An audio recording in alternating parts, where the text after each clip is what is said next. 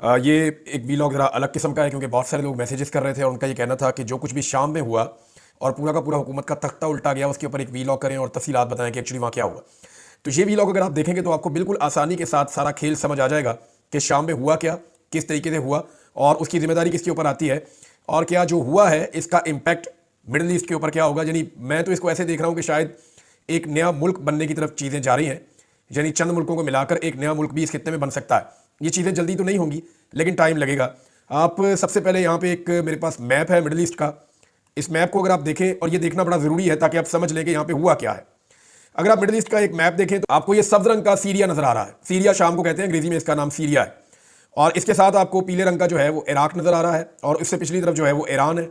ऊपर की जानिब जो पिंक कलर का आपको नजर आ रहा है गुलाबी रंग में, ये तुर्की है। और जो नीचे वाला गुलाबी रंग है ये जॉर्डन है, जिसको उर्दन कहते हैं आप। ये काफ़ी बड़ा मुल्क है। और उसके नीचे जो सब्ज एरिया है बहुत बड़ा, ये जनाब मिस्र है। और मिस्र के सामने समंदर की दूसरी तरफ सऊदी अरब है ऑरेंज कलर का। तो ये इस नक्शे को एक दफ़ा अपने जहन में रखें। बीच में सीरिया है और ब्राउन कलर का बिल्कुल छोटा सा एक मुल्क लबनान है। और जो येलो एरिया आपको नजर आ रहा है जिसके साथ कुछ ग्रे एरिया लगा हुआ है, ये वो टेरिटरी है फ़लस्तीन और इसराइल का इलाका, जहां पे एक्चुअली लड़ाई लगी हुई है और इसको लेकर एक डिस्टर्बेंस इस पूरे रीजन के अंदर रहती है। अब शाम के अंदर ऐसा क्या हुआ कि एकदम तख्ता उल्टा गया। यहां पे जो है वो बशार असद की हुकूमत थी और 24 साल तक वो हुक्मरान रहा है शाम का। उससे पहले उसका वालिद जो है वो भी एक लंबे अरसे तक, लगभग 25-26 साल तक उसका वालिद भी यहाँ का हुक्मरान रहा शाम का। और इन्होंने वहाँ पे बड़ी ज़बरदस्त किस्म की हुकूमत की है। 1970-71 की बात है। थोड़ा सा मैं आपको बताऊं कि ये जो अब लड़ाई हुई है ना, ये 27 नवंबर को शुरू होती है एकदम और 8 दिसंबर को फैसला हो जाता है। यानी ऐसा कैसा हो गया, इतना बड़ा मुल्क है, इतनी बड़ी फोर्सेज है, दुनिया पूरी का वहाँ पे स्टेक है, अमेरिका का वहाँ पे स्टेक है, रशिया का वहाँ पे स्टेक है, ईरान का वहाँ पे स्टेक है, तुर्की का वहाँ पे स्टेक है। खुद बशार अल-असद जो है वो 50 साल तक उसके खानदान ने हुकूमत की है। ये कैसे हो गया कि 11 दिन के अंदर अंदर सारा कुछ तलपट हो गया। यानी एक हुकूमत मौजूद थी और 11 दिन के अंदर अंदर वो छू मंतर होगी, खत्म होगी। ये कैसे हुआ, ये चीज़ें मैं आपको बताता हूँ, लेकिन थोड़ा सा बैकग्राउंड आप देख लें। ये 1970-71 की बात है। उस वक्त एक वजीर दिफा हुआ करता था शाम का, जिसका नाम था हाफिजुल असद, जो बशार अल-असद का वालिद था। एक्चुअली इनके खानदान के 3 लोग हैं जो मकबूल हुए हैं। इनका वालिद था हाफिजुल असद, उसने एक तहरीक चलाई वजीर दिफा के तौर पर और 16 नवंबर 1970 को उसने फौजी बगावत कर दी। उस बगावत के नतीजे में उसने कब्जा कर लिया शाम के ऊपर और शाम पे उसकी हुकूमत बन गई। अब ये बड़ा ताकतवर आदमी था। ये बंदा जो है ये रहा 1970-71 से लेकर सन 2000 तक, जब तक ये मर नहीं गया तब तक इसके पास ही इक़्तिदार रहा। इसने अपने दौर में बड़ा जुल्म किया, बहुत सारी ऐसी चीज़ें की। इसराइल के साथ एक जंग भी की इसने और उसमें इसको शिकस्त हुई थी। मिस्र के साथ मिलकर शाम ने एक जंग की थी जिसमें इन दोनों मुल्कों को इसराइल से शिकस्त हो गई थी 1973 में। हमा एक इलाका है 1982 में, वहाँ पर बड़ा खौफनाक कत्लेआम इन्होंने किया था। और वो जो कत्लेआम किया था वो अखूनुल मुस्लिमीन की एक तंजीम थी, उसके खिलाफ इन्होंने किया था। और लगभग जो मुख्तलिफ इतलात है 10,000 से लेकर 40,000 तक लोगों के बारे में बताया जाता है कि उनको हलाक कर दिया गया था या वो जाँ बहक हो गए थे। फिर इनका एक 2 बेटे थे ये, यानी जो हाफिजुल असद है उसके 2 बेटे थे। एक बासुल असद, ये बासुल असद जो है ये बड़ा बेटा था और जो छोटा बेटा था वो था बशारुल असद। बशार जो है ये लंदन में पढ़ता था, बरतानिया में, और जो बासिल है ये अपने वालिद के साथ है। ये एक एक्सीडेंट हुआ इसका और गाड़ी का, और ये मर गया उस एक्सीडेंट में बासुल असद, यानी हाफिजुल असद का बड़ा बेटा 1994 में मर गया था। अब उसके बाद जो जानशीन है वो बशार असद ने बनना था। तो सन 2000 में जो हाफिजुल असद है उसका इंतकाल हो गया और जून 2000 में बशार असद बन गया सदर और सारा कंट्रोल उसने ले लिया। शुरू में इस बंदे ने थोड़ी सी जमहूरियत दिखाई, थोड़ी इधर उधर की चीज़ें की, इसने लोगों की बेहतरी के दावे किए, बातें की, शादी कर दी। लंदन की एक लड़की थी उसके साथ, थी वो वैसी शामी थी, शाम की रहने वाली थी, लेकिन उसके साथ आसमा नाम था उसका, आसमा बशार अल-असद। उसके साथ इसने शादी की। खुद ये शिया फैमिली है और वो लड़की जो थी वो सुन्नी फैमिली की थी। तो इसने उसी साल में जब इसका वालिद का इंतकाल हुआ और ये इक़्तिदार में आया तो इसने दिसंबर में उसके साथ शादी कर ली। उसकी एक अलग कहानी है, फिर कभी मौका मिला तो आपको बताऊंगा कि वो खातून क्या थी, उसने अपनी ज़िंदगी में क्या किया। लेकिन प्रॉब्लम का जहाँ से आगाज़ होता है ना वो सन 2011 में होता है। 2011 तक चीज़ें ठीक चल रही थी, इसकी डिक्टेटरशिप भी ठीक चल रही थी, इसका पूरा कंट्रोल था वहाँ पर। और इसने कंट्रोल किया हुआ था ईरान की मदद से। ईरान की सपोर्ट इसको हमेशा से रही है क्योंकि शाम के अंदर ईरान के हमायत याफ्ता कुछ ग्रुप्स थे जो हमेशा से एक्टिव रहे हैं और वो इसराइल के खिलाफ कार्रवाइयाँ भी करते रहे हैं। यानी आप शाम के अंदर जो एक बहुत बड़ी सपोर्ट है वो हमास की थी और हिजबुल्लाह की थी। तो ये ईरान को वहाँ पे हमेशा से शाम में, लबनान में, ईरान में अपने कुछ ना कुछ उसने अपने एलिमेंट हमेशा से रखे थे। और शाम को पूरी सपोर्ट शाम की हुकूमत को ईरान देता था और रशिया भी देता था। यानी अभी आखिर तक जिन दो मुल्कों ने पूरी सपोर्ट दी है बशार अल-असद को और उसके खानदान को या उसके इक़्तिदार को, वो एक ईरान है। ईरान के तो इवन जनरल्स और कमांडर्स वो वहाँ पे मौजूद थे और वो सारी हिकमत अमली बनाते थे बशार के लिए और उसकी पूरी सपोर्ट करते थे। फिर इस तरह रशियन जो है वो अपने शिप्स लेकर आए हुए थे, अपने बहरी जहाज, अपना इक्विपमेंट, अपने हथियार वो लेकर आए थे, उनके फौजी वहाँ पे मौजूद थे, वो लड़ाई में प्रैक्टिकली हिस्सा लेते थे रशियंस। तो ये दो मुल्क सपोर्ट कर रहे थे बशार के इक़्तिदार को।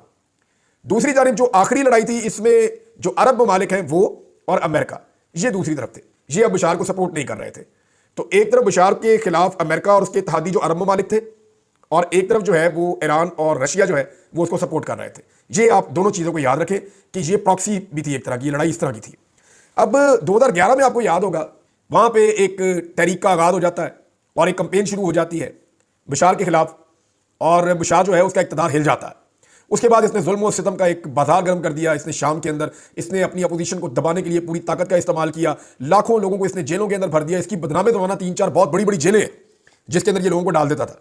इसने खवातीन को भी जेलों में डाला, इसने बंदों को भी जेलों में डाला। जो लोग लड़ाई करने के लिए आते थे, पहले तो ये पुरअमन तरीके से लोग एहतजाज करते थे, इसने लोगों को इतना मारा कि वो फिर मुजामत शुरू हो गई और लोगों ने हथियार उठाना शुरू कर दिए। अब जब लोगों ने हथियार उठाना शुरू किए तो ऐसा नहीं था कि वहां के लोग इससे लड़ पड़े, बल्कि बाहर से बड़ी सपोर्ट आई और इसके खिलाफ बाकायदा हथियारबंद लोग वहां पे पहुंचना शुरू हो गए। क्योंकि एक सरहद आप देखें, अगर गौर करें तो इराक के साथ लगती है। ये एक सरहद अगर आप देख रहे हैं तो ये इराक के साथ लगती है और ये बहुत बड़ी सरहद है जो इराक के साथ लगती है। यहां से, क्योंकि इराक के अंदर आपको पता है खाना जंगी चल रही थी सन 2004 से, वहां पे अमेरिका ने अपने इत्तेहादियों के साथ मिलकर अटैक किया हुआ था। तो वहां से बहुत सारे जो ग्रुप्स हैं वो शाम में आते जाते थे और वहां पे उनका एक बड़ा इन्फ्लुएंस था, और उस इन्फ्लुएंस की वजह से ये सपोर्ट जो है वो हथियारों समेत मिलना शुरू हो गई बागियों को। इन्होंने बागी करार दे दिया था। जो भी बशार की हुकूमत के खिलाफ जाता था उसको बागी कहते थे। ये रेबल्स हैं, ये बागी हैं, ये हमारे खिलाफ जा रहे हैं, हमारे ऊपर अटैक कर रहे हैं, ये हमारे साथ ज्यादती कर रहे हैं, जमहूरियत के दुश्मन, ऐसा करार दिया जाता था। हालांकि वो खुद एक बहुत बड़ा डिक्टेटर था। उसके बारे में मुख्तलिफ रिपोर्टें हैं। एमनेस्टी इंटरनेशनल की रिपोर्ट के मुताबिक ये चंद सालों का रिकॉर्ड है और ये रिकॉर्ड अगर आप देखेंगे तो आपके रोंगटे खड़े हो जाएंगे, आप हिल जाएंगे कि क्या इतना जुल्म हो सकता है। एमनेस्टी इंटरनेशनल की रिपोर्ट के मुताबिक 2011 से 2015 के दरमियान 13,000 से ज्यादा लोगों को एक जेल के अंदर लटका दिया गया। और कुछ रिपोर्टें ऐसा कहती हैं, लेकिन मुझे ये एग्जैजरेटेड फिगर लगता है कि लगभग 1 लाख के करीब लोगों को बशार ने कत्ल करवाया है। और जितने भी दंगे फसाद हुए उसके बाद शाम के अंदर, क्योंकि जो मुजामत थी पहले पॉलिटिकल थी, फिर वो शुरू हो गई हथियारों के साथ, बाहर से उनको सपोर्ट आना शुरू हो गई। फिर रशिया और अमेरिका की प्रॉक्सी वॉर वहां पे शुरू हो गई। रशिया को सपोर्ट कर रहा था ईरान, अमेरिका को सपोर्ट कर रहे थे खामोशी के साथ कुछ अरब ममालिक, लेकिन खामोशी के साथ, यानी हथियार दे दिए, पैसा दे दिया, इस तरह से वहां सपोर्ट हो रही थी। और इराक से जो है वो मुजाहिद पहुंच रहे थे धड़ाधड़, वहां से लड़ने वाले पहुंच रहे थे, लड़ाका लोग। तो दोनों तरफ से एक जंग लगी हुई थी गुज़िश्ता चंद सालों से। इस लड़ाई में लाखों लोगों का कत्ल हुआ है, लेकिन बशार ने अपने इक़्तिदार को नहीं छोड़ा, उसकी गिरफ्त अपने इक़्तिदार के ऊपर थी। अब हुआ क्या कि 27 से लेकर 8 दिसंबर तक, 27 नवंबर से 8 दिसंबर तक सारा का सारा सिनेरियो तब्दील हो गई, हर चीज एकदम बदल गई। 2011 में इन्होंने अटैक किया था अपने लोगों के ऊपर, बहुत खौफनाक किस्म का लोगों को कत्ल किया था। इस खाना जंगी के नतीजे में 3,88,000 से ज्यादा लोग मारे गए, जबकि 1,20,00,000 के करीब अफराद जो है वो बेघर हो गए। 2013 में इसने कीमियाई हथियारों का इस्तेमाल किया अपने शहरियों के ऊपर, इसके ऊपर पाबंदियां भी लगी, इसके खिलाफ पूरी दुनिया में बहुत आवाजें भी उठी, इसकी बीवी के खिलाफ भी, इनके ऊपर ट्रैवल बैन लग गए, इनके एसेट सील हो गए, बहुत सारी चीजें हुई, लेकिन किसी ना किसी तरह करके इसने मैनेज कर लिया। 2021 में इसने दोबारा इंतखाबात करवाए और ये फिर 95% वोट लेकर फिर इक़्तिदार में आ गया। यानी ये इंतखाबात जैसे करवाता था जैसे डिक्टेटर करवाते हैं, आपको पता है। तो एक्चुअली ये एक डिक्टेटर था, 50 साल तक इसका खानदान रहा। इन 50 सालों में शाम ने इतनी कीमत चुकाई है कि लाखों लाशें शाम में दफन है, जो इस इक़्तिदार के नतीजे में, यानी इन्होंने अपने इक़्तिदार को बरकरार रखने के लिए बाप ने और फिर बाद में बेटे ने लाखों लोगों का कत्लेआम होने दिया। और वहां पे अगर जमहूरियत होती, इंतखाबात होते, तो बहुत सारी हुकूमतें तब्दील होती और इतने लोग ना मारे जाते। बहरहाल 2022-23 में कुछ अरब ममालिक ने थोड़े बहुत ताल्लुकात बहाल किए थे बशार के साथ, क्योंकि बशार जो है वो उसके ताल्लुकात ईरान के साथ बेहतर थे, तो फिर इस वजह से अरब ममालिक के साथ अच्छे नहीं है। लेकिन हैरत की बात यह है कि अचानक से ईरान भी चला गया और रशिया भी चला गया। अगर आप गौर करें ना, तो डोनाल्ड ट्रंप के अच्छे ताल्लुकात हैं पुतिन के साथ, ये इल्जाम भी लगते हैं डोनाल्ड ट्रंप पे। डोनाल्ड ट्रंप दुनिया के अंदर जंगों को खत्म करने के लिए मशहूर है कि खत्म करो जंग, बस जो पब्लिक चाह रही है उस तरह मामला उस तरफ लेकर जाओ। अमेरिका में भी उसने यही गेम किया। वो एंटी मिलिट्री, एंटी जंग आदमी है कि लड़ाइयों में वो नहीं पड़ता, कोशिश करता है जंग बंद हो जाए। अब डोनाल्ड ट्रंप के इलेक्शन जीतने के बाद अचानक से रशिया निकल गया वहां से। ऐसे कैसे निकल गया? इतना ताकतवर मुल्क है, इतना बड़ा मुल्क है। रशियन फौजी अपने हथियार उठाते हैं कुछ दिनों पहले और निकल जाते हैं, अपने शिप भी वहां से ले जाते हैं, और जो हथियार नहीं चाहिए उनको वहां छोड़ जाते हैं। इसी तरह ईरान भी एकदम इस लड़ाई से निकल गया, उनके लोग वहां से ऐसे गायब हुए जैसे पता ही नहीं चला। ईरान इस लड़ाई से क्यों निकला, उसके पीछे आपको एक चीज ध्यान में रखनी पड़ेगी कि गुज़िश्ता कुछ अरसे से सऊदी अरब और ईरान के दरमियान, यूएई और ईरान के दरमियान बहुत सारी चीजें ऐसी हो रही हैं जो माजी में नहीं हुई, तो उधर भी एक ताल्लुकात बड़े अच्छे बहाल हो रहे हैं। तो ऐसा लगता है कि जो एक सपोर्ट थी ईरान की और रशिया की, वो गालिबन मुज़ाकरात के नतीजे में या कुछ और चीज़ों के नतीजे में वो हटना शुरू हो गई। और जब वो सपोर्ट हटना शुरू हुई तो बशार के पास इतनी ताकत नहीं थी कि वो अपनी पब्लिक के खिलाफ खड़ा होता या जो बागी आ रहे थे लड़ने के लिए उनके खिलाफ खड़ा होता। अब ये तंजीम कौन सी है जिसने शिकस्त दी है बशार को? ये जो तंजीम है इसका नाम है हैतुल तहरीर शाम। ये इसका नाम है जनाब। ये जनवरी 2017 में ये बनी थी और बहुत बड़ी बड़ी जो सुन्नी मुसलमानों की जहादी तंजीमें थी या लड़ाका तंजीमें थी, ये उनका मिलाप हुआ था। यानी जैशुल अहरार और जमातुल फतल अल शाम, अंसारुद्दीन फ्रंट, जैशुल सुन्ना, लिवा उल हक, नूरुद्दीन अल जैंकी मूवमेंट, ये 6 बड़ी तंजीमें हैं जिनको इकट्ठा करके ये एक तंजीम बनी थी। और ये तंजीम अब काम कर रही थी इराक से मुल्हिका जो इलाके हैं शाम के, वहां पे। इसके अंदर जो है ना, वो जो सबसे तगड़े लोग थे इस तंजीम के अंदर, वो कुर्दिश कहे जा रहे थे कि कुर्दों का यहां पे बहुत ज्यादा इन्फ्लुएंस था और वो इसके अंदर काम कर रहे थे। इसमें नाजरीन ये जो है ना, ये सीरियन डेमोक्रेटिक अलायंस है और ये सन 2015 के अंदर इसने काम करना शुरू किया था। इसमें ज्यादा लोग जो है वो कुर्द हैं और ये सारे मिलकर अटैक करने के लिए आए। ये तंजीमों का एक पूरा जत्था है जिन्होंने मिलकर वो कह रहे हैं जी हमने आज़ादी हासिल कर ली है, दूसरी तरफ कहा जा रहा है जी कब्जा हो गया है। लेकिन जो भी हुआ है ये तंजीमों का एक पूरा ग्रुप है जिन्होंने मिलकर किया है और इसमें कुर्दों की एक इन्वॉल्वमेंट है और खास तौर पे सीरियन डेमोक्रेटिक अलायंस के अंदर उनकी ये इन्वॉल्वमेंट है। इस तंजीम के सख्त खिलाफ है तुर्की और आलमी सतह पर इसके ऊपर पाबंदियां भी हैं। अब तुर्की क्यों खिलाफ है, जरा इसका भी आप गौर कर लीजिए। तुर्की इसलिए खिलाफ है कि इसके अंदर ज्यादा इंफ्लुएंस किनका है? इसके अंदर ज्यादा इंफ्लुएंस है कुर्दों का। कुर्द जो है ये वाहिद इस वक्त इस रीजन के अंदर एक कौम है जिसके पास मुल्क कोई नहीं है। माजी में कुर्दिस्तान एक मुल्क हुआ करता था और बहुत बड़ा मुल्क होता था, लेकिन वो मुल्क फिर खत्म हो गया। कुर्दों का अपना एक बहुत बड़ा इलाका होता था, वो खत्म हो गया। सलाउद्दीन अयूबी भी कुर्द था, जिसने आखिरी मरतबा जब बैतुल मक़दस को फतह किया गया तो सलाउद्दीन अयूबी ने फतह किया था। वो भी एक कुर्द था और उसने सलीबी जंगों के अंदर बड़ी जबरदस्त शिकस्त दी थी अंग्रेजों को। अब ये कुर्द हैं, ये बड़े दिलेर, ये बहादुर हैं, लेकिन ये अपना मुल्क ढूंढ रहे हैं। इनका मुल्क कैसे बनेगा या ये अपना मुल्क कैसे हासिल कर सकते हैं, उसके लिए आपको एक नक्शा और देखना पड़ेगा। ये नक्शा आप देखिए, ये सफेद रंग का नक्शा, इसके बीच में ये पीला इलाका आपको नजर आ रहा है ना, ये कुर्दिस्तान है। ये कुर्दों ने अपना एक नक्शा बनाया हुआ, वो ये कह रहे हैं ये हमारा मुल्क है, इसको हमने हासिल करना है। अब इस तंजीम के अंदर जो लड़ने वाले ज्यादातर लोग थे, उनका मतमा नजर जो है वो अपना मुल्क हासिल करना भी था। तुर्की इसके खिलाफ इसलिए है कि सबसे बड़ा इलाका अगर ये कुर्दिस्तान बनता है तो वो कुर्दिस्तान के नक्शे में तुर्की का है। ये जो तुर्की का बहुत बड़ा एरिया है और वो बड़ा जबरदस्त एरिया है तुर्की का, वहां पे उन्होंने बड़ी इन्वेस्टमेंट्स की हुई है, मैंने वो इलाका देखा हुआ है। वो जो है वो कुर्दिस्तान का हिस्सा कहा जाता है, वो कहते हैं हमारा हिस्सा है, तो तुर्की इनको नहीं मानता। अच्छा, ईरान का भी एक बड़ा हिस्सा है जो कुर्द कहते हैं ये भी हमारा है बीच में। इराक का भी एक हिस्सा है और शाम का भी एक हिस्सा है, बल्कि बहुत थोड़ा थोड़ा सा हिस्सा जो है वो आर्मीनिया का और अजरबैजान का भी है।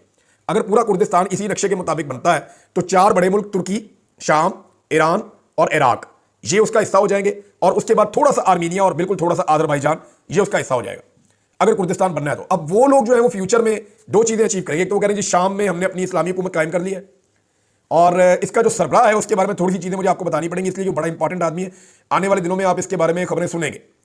ये जो आदमी है इसका नाम है अबू मोहम्मद अल जुलानी। ये पहले अलकायदा के साथ होता था, दाइश के साथ होता था और अल बगदादी के साथ इन्होंने काम किया था। उसके बाद ये शाम में आ गया था अल बगदादी की मर्जी से, वहां पे मुख्तलिफ तंजीमों में काम करता रहा। करते करते अब ये इस तंजीम का सरबराह बन गया। ये 5 साल अमेरिका की कैद में भी रहा है और अब इसको सपोर्ट जो है वो वेस्टर्न सपोर्ट इसके साथ थी, रशिया और ईरान की सपोर्ट इसके साथ नहीं थी। लेकिन जिस तरह रशिया ने और ईरान ने विड्रॉ किया ना इस सारे मामले में, ये ऐसा लगता है कि किसी बैकडोर चैनल पे कुछ चीजें तय हुई हैं जिनकी वजह से निकल गए एकदम ये लोग निकले और उसके बाद सूरत वहां पे बदल गई। बशार अल असद ने आज से 1 हफ्ता पहले लगभग रशिया का एक दौरा किया था और उसके बाद जब वो वापस आया था तो उसकी एक फोटो जारी की गई थी मीडिया में कि जनाब वो वापस दमिश्क पहुंच गया है, शाम के दारुल हुकूमत दमिश्क में वापस पहुंच गया है। लेकिन उस तस्वीर की जब तहकीकात की गई तो पता चला कि वो 2023 की एक तस्वीर है जो अब लगाई गई है। बुशार जब से वापस आया दमिश्क में या शाम में, तब से लेकर अब तक उसकी कोई तस्वीर मौजूद नहीं है। मैं आपको फिर बता रहा हूं कि इस बात का कभी इम्कान है कि बशार अल असद 1 हफ्ता पहले रूस चला गया था, उसकी बीवी और 3 बच्चे भी वहीं पे। 1 हफ्ता पहले रूस चला गया था, उसको इस बात का पता था कि रशिया विड्रॉ कर रहा है, उसको इस बात का आइडिया था कि ईरान पीछे निकल जाएगा, लिहाजा अब शाम को छोड़ देना चाहिए, और वो शाम से चला गया था और कभी वापस ही नहीं आया। इस बात का बहुत इम्कान है। लेकिन अगर वो वापस आया तो इसके बावजूद अब सूरत हाल ये है कि वो शाम से भागकर रशिया पहुंचने में फिर कामयाब हो गया। इस वक्त वो रूस के अंदर मौजूद है और उसको रूस ने पनाह दी हुई है। बशार अल असद जो है उनका इक़्तिदार खत्म हो गया, लगभग 5 दहाइयों का इक़्तिदार था, लेकिन वो बाकी नहीं बचा। इस खित्ते में और बहुत सारे इक़्तिदार भी खत्म हुए, कभी उनके ऊपर डिटेल से बात करेंगे। कुछ अहम चीजें मैं आपके सामने रख दूं कि अब होगा क्या। एक तो शाम के अंदर अगर इलेक्शन होते हैं, वहां का जो वजीर आजम है जो शाम का, वो वहीं पे मौजूद है। वो ये कह रहा है इक़्तिदार की मुंतकली करना चाहता हूं, आप इलेक्शन करवा दें, फ्री एंड फेयर इलेक्शन हो जाए, लोग जिसको वोट दें उसकी हुकूमत आ जाए। अगर तो ये हो जाता है तो ये तो शाम के लिए बहुत अच्छा है। लेकिन अगर ये खाना जंगी लगी रहती है और जबरदस्ती इक्तदार पे कब्जा किया जाता है और इलेक्शन नहीं करवाए जाते तो सूरत बिल्कुल मुख्तलिफ हो जाएगी। अभी तक तो जो लोग आए हैं उन्होंने कहा जी हम जमहूरी तरीके के साथ चलेंगे और हम जाएंगे कि इक्तदार मुंतकिल हो बड़े पुरअमन तरीके से। वो लोग तो जो अभी आए वो ये बात कर रहे हैं कि वो सही तरीके पे चलेंगे। लेकिन इसमें बहुत सारे ऐसे लोग हैं जो कुर्दिस्तान का ख्वाब देख रहे हैं। अब वो जो लोग कुर्दिस्तान का ख्वाब देख रहे हैं, क्या वो रुकेंगे? वो इसके बाद अपनी अगली मंजिल की तरफ बढ़ने की कोशिश करेंगे, क्योंकि शाम के जो शुमाल मशरकी इलाके हैं वहां पे उनका बहुत इन्फ्लुएंस है। इसी तरह तुर्की, ईरान और इराक के कुछ एरियाज में भी वो बड़े मजबूत हैं और वो इतने मजबूत हैं कि उन्हें लगता है कि वो अपना मुल्क बनाकर छोड़ेंगे। तुर्की में आप कभी सुनते हैं या ईरान के कुछ एरियाज में कहीं पे खुद कुछ धमाका हो गया कुछ, वो कुर्दिश जो लोग हैं ना वो उनके खाते में पड़ता है। वो आज़ादी की जंग इस वक्त लड़ रहे हैं और इसके बाद उनको बहुत हौसला मिलेगा। अच्छा जी, इसराइल का क्या बनेगा? सब लोग इसके बारे में ये सोच रहे हैं। देखिए, इसराइल की लड़ाई हमास और हिजबुल्लाह के साथ ज्यादा थी। उन दोनों को ईरान सपोर्ट करता था और उनको जो सपोर्ट मिलती थी सरजमीन पे वो शाम से या लबनान से मिल जाती थी। अब ईरान यहां से चला गया, हिजबुल्लाह और हमास जो है वो यहां पे उतने मजबूत नहीं रहे, तो इसराइल को वक्ती तौर पे इसका फायदा होगा। लेकिन इसराइल को एक बात और याद रखनी पड़ेगी कि जो लोग लड़ाका लोग इराक के अंदर मौजूद थे और वहां पे उनकी बहुत ताकत थी, वो अब इसराइल के बहुत करीब आ गए हैं। सवाल यह पैदा होता है कि जैसे ईरान लड़ाई कर रहा था इसराइल के साथ या उसके साथ उसकी कोई ना कोई टुक टक लगी रहती थी, क्या ये जो अब लोग आए हैं ये भी इसराइल के साथ कोई लड़ाई करेंगे या मामला को किसी और तरफ लेकर जाएंगे? फिलहाल जो ईरान का एक खतरा इसराइल के ऊपर लटक रहा था उसमें कुछ कमी आई है, ये बात सबको तस्लीम करनी पड़ेगी। लेकिन ये जो नया एक खतरा है ये किस नौइयत का है, इसको जानने के लिए हमें अभी चंद दिन या चंद महीने या कुछ अर्सा में इंतजार करना पड़ेगा, फिर समझ आएगी कि ये नए लोग इसराइल के साथ कैसे डील करते हैं। नाज़रीन, एक और चीज भी है, कुछ मनाज़िर आ रहे हैं सीरिया से, लोग खुश हैं, लोग कह रहे हैं जी एक डिक्टेटर चला गया, हमारी जान छूटी। सीरिया वैसे भी जो है शाम वो सुन्नी मेजॉरिटी का इलाका है, तो लोग वैसे भी खुश हो रहे हैं। दूसरा एक चीज़ और भी है कि बहुत सारी ऐसी खवातीन हैं, बहुत सारे ऐसे लोग हैं जो बशार अल-असद की कैद में थे और उन्होंने जेलों के अंदर रखे हुए थे, बड़ा जुल्म किया उनके ऊपर और आलमी रिपोर्टें भी इस बारे में आती रही हैं। अब वो जो लोग हैं उनको रिहाई मिली है, उनके मनाजिर आ रहे हैं, तो इस वक्त तो बड़े जज्बाती मनाजिर नजर आ रहे हैं। लेकिन आने वाले वक्त में क्या होगा हम कुछ कह नहीं सकते।